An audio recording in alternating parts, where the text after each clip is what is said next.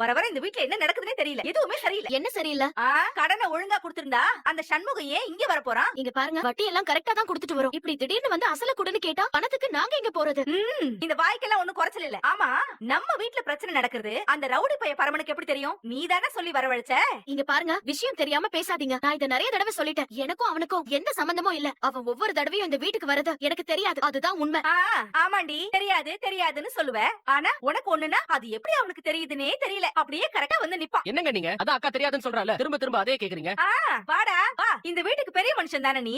நீ போய் அவங்கிட்ட சொன்னியா? எனக்கு அவனுக்கும் ஆகவே ஆகாது. அப்போ கமுக்கமா நிக்கிற இந்த பெரிய மனுஷன் போய் சொன்னாரா? இவ என்ன பக்கத்திலே இருந்து பார்த்த மாதிரி சொல்றா? அமைதியா இருந்தா கண்டுபிடிச்சிருவா. இங்க பார்லில நாங்கெல்லாம் யாரும் போய் சொல்லல. அவன் இந்த வழியா போயிருப்பான், பிரச்சனை வந்திருப்பான்.